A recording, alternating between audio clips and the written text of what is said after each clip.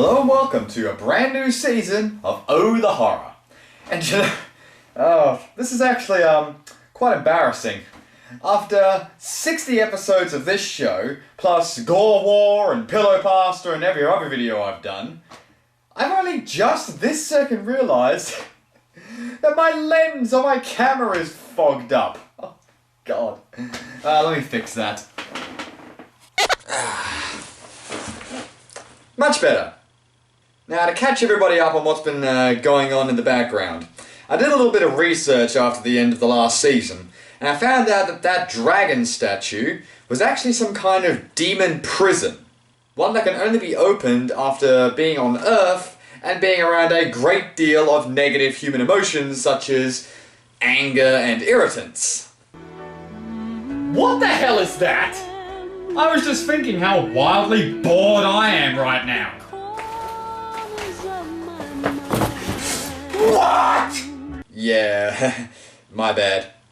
The point is though, I'm running some tracking programs now to hopefully track down the 3 demons that escaped and put them back in the prison because it's kind of my fault that they got out. And while those are going on, let's do some more reviews, particularly some big requests, starting with The Lost Boys. The Lost Boys from 1987 tells the story of a mother and 2 sons who move to a new town that is inhabited by a street gang of vampires led by a young Keith Sutherland. Eventually, the vamps begin to lure Michael, the eldest of the 2 brothers, over to their side of the night. The only hope for him, and indeed the rest of the family, lies with the Frog Brothers, a couple of local boys who seem to be the only residents who know about the vampires and are committed to fighting them back. Despite its immense amount of praise, there was never really any talks of a sequel for this movie, except hints of a movie called The Lost Girls that never really happened. It took a good 21 years later, but it finally happened. And by this point, Corey Feldman was... well, Corey Feldman. And Jameson Newland, who played his brother, was cut from the movie. Smooth. So, let's suck the blood of 2008's Lost Boys 2, The Tribe. So, this movie starts with the gangsters from Killjoy. Sweet! Alright, I'll get the boards. Oh no, that's my boy Richard. Yeah, fuck you. Hey, who is this guy? Breaking into a closed-off beach at night for a spot of surfing. Well, for starters, they're doing it all wrong. How are they going to get a decent enough internet connection for surfing all the way out there?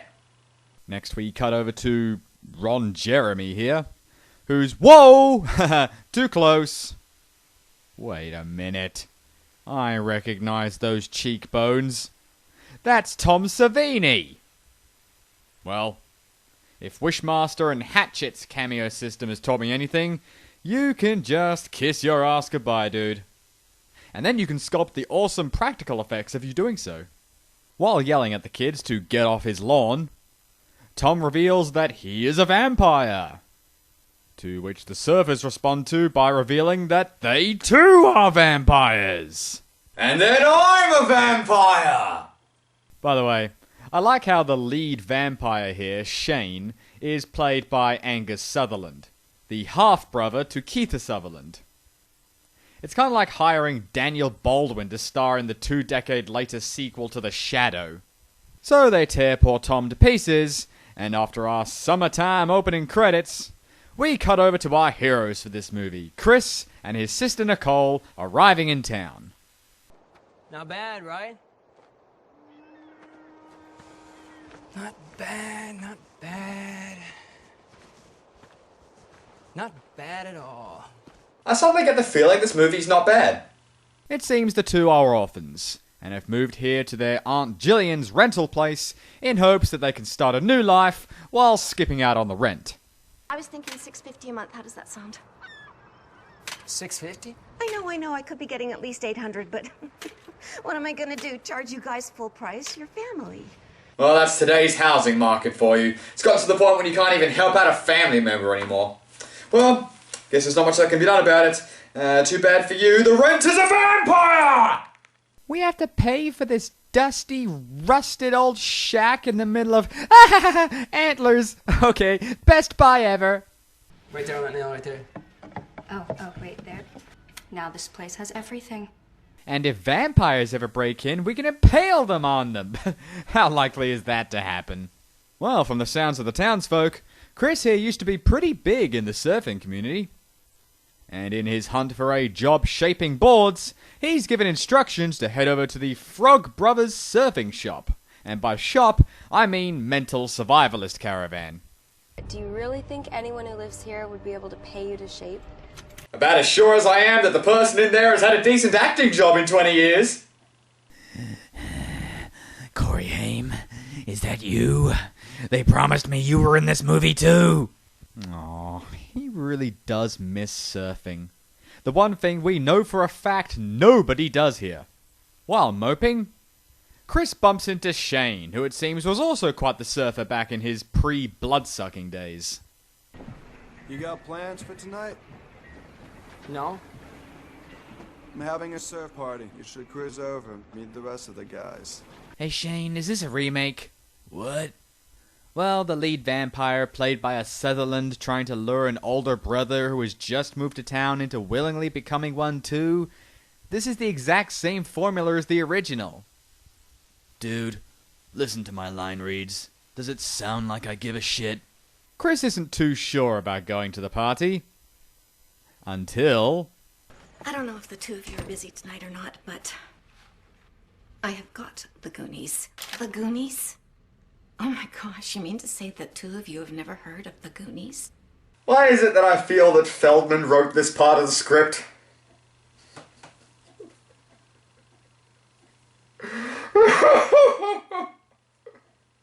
No! It's too pathetic! But now that he's here and running into hecklers from his surfing days, he's wishing he'd stayed to watch Goonies. Hell, maybe she brought Stand By Me too. Could have made a night out of it. Okay, don't look now. But that little hottie over there by the fire is giving you all kinds of love. Have fun! As your sister, I feel it's my duty to get you laid. Wait a minute. The people hosting this party are vampires. So it stands to reason 80-odd% of the people here are vampires. So that means there is no doubt in my mind that in a few minutes, this girl is going to turn into a snake person and maul Quentin Tarantino. And over here, Shane is putting the moves on Nicole, which really seems to upset Tobey Maguire here. How can she betray me like that, after we spent 5 whole minutes awkwardly talking this morning? Our first meeting, by the way. I want you to take this dead rose in your hand. Now focus on this rose and try to imagine what it must have been like when it was alive and vital. Oh my god. How did you do that? Magic. It's beautiful! Makes me wish I didn't have that life or death rose allergy. Don't worry, I'll hold you and bring you back to life. 'Cause vampires can totally do that. Nicole and Nickelback bail on the party. Too bad for them, because they'll miss out on the vampires' favourite game. Keep away the intestines. Fucking stings, man! That's not cool! Fucking asshole, man! And then he turned into a werewolf. So they come straight back to the party, where it seems everybody has gotten over the whole playing with organs thing. Welcome! Punch! Stay the hell away from my sister! Damn, he does look good walking away. I asked you, to do 2 things, and you completely ignore me. Do not hang out with some dude you don't know, and definitely don't go up to his room to, party with the guy. Oh my god. Something is seriously wrong with me right now. Nothing's wrong with you, you're just drunk. It's pretty funny how he completely flips his shit when his sister hangs out with some dude for 20 minutes, but when she's shrieking in pain from some unknown, possibly drug-related reason, he's all like, "Dude, shut up." I'm telling you, Chris, there's something You're seriously fine, the matter you're with fine. me. Alright, just drunk. God, stop complaining, sis. I'll cook you up some bacon and eggs in the morning. That'll clear you right up.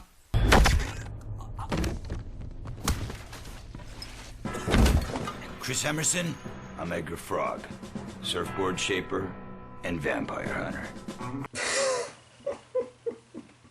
I feel bad for laughing. I really do. He's probably genuinely excited to play this role again. Anything to relive his glory days. It's your funeral, pal. After tucking Nicole in, Chris is paid a visit by his girlfriend from the party. He won't ask how the hell she knew where he lived or anything like that because, hey, let's face it, bikini. So, as expected, she vamps out and tries to bite him. Get off!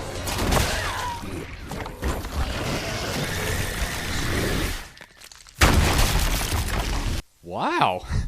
Clever use of the antlers there. I mean, I didn't see those coming into play, not by a long shot. The next morning, Chris tracks down Feldman, who gives him the lowdown on all things vampire. You said my sister was one of them? But how would that happen? She drank the blood of the head vampire. All you have to do is kill the head vampire before she feeds. Too bad for that plan, because Vamp Nicole has already called up Tobey Maguire, who arrives promptly. Fastest food delivery service I've ever seen. I brought wine. I never drink wine. Aw, Chris burst in and spoiled her meal. Well, my mum always taught me to never let food go to waste. It's okay, guys, 30-second rule. But again, while Chris and Feldman are chatting, Nicole is in trouble as Shane begins to lure her to him.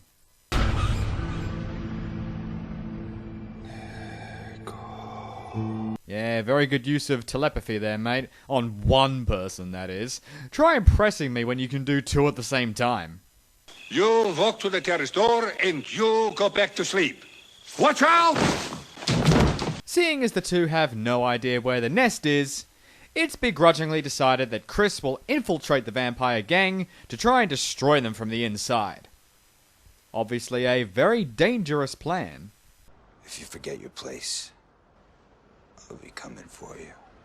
Remember whose movie this is, punk? That's my picture on the DVD cover. Yeah, right there, right back there. That's me.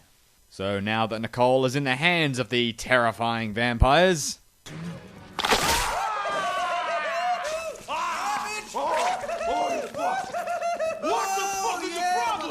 Oh, you kidders. Chris makes his move to getting close with them. To test his commitment, they suggest an initiation. God, please don't let anyone get a pickle shoved up their ass. Nah, they're just gonna piss off the police.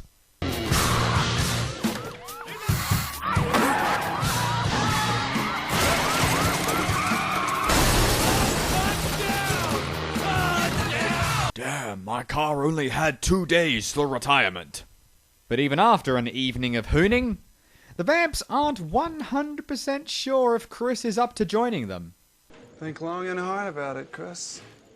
Once you join the tribe, there's no turning back. Ladies and gentlemen, we have our name drop. Also, dear Aunt Jillian is getting a little suspicious as well.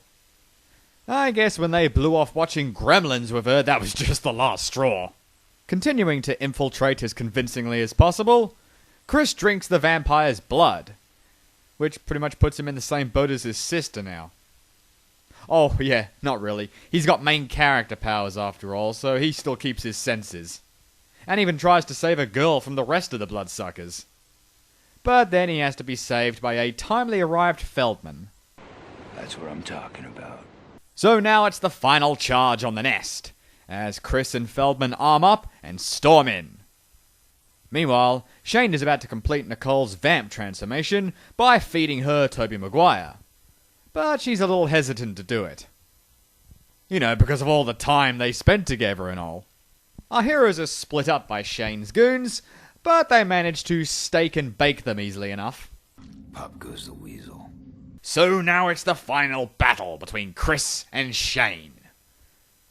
But after a few minutes of Chris getting his ass kicked, Shane is finally taken down by a sibling team effort.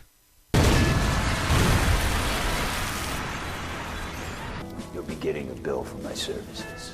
So with Chris and Nicole safe at home and thankfully far away from Corey Feldman, this movie comes to an end with a refreshing beer on the couch. Just what everyone needs after a long night of vampire hunting. And that was Lost Boys, The Tribe. You'd think that an over 20-year gap would let someone come up with a good idea for a sequel. On the other hand, as far as I'm concerned, I just wonder why they even bothered. I mean, let's face it, you can't surprise anybody with vampires anymore, we've seen it all. As for this movie, I wouldn't exactly call it terrible, but I would call it extremely forgettable. Most of it is just a retelling of the original with a little bit of Fright Night sprinkled in for good measure. Acting-wise, everyone was passable, minus Angus Sutherland, who was pretty rubbish, and Corey Feldman, who was Corey Feldman. Visually, again, passable. It's just okay. Definitely nothing that you're going to remember a week after watching. And that's all from me for tonight. So, I'm Fedora, this is HD, save a screen for me, and we'll see you next time.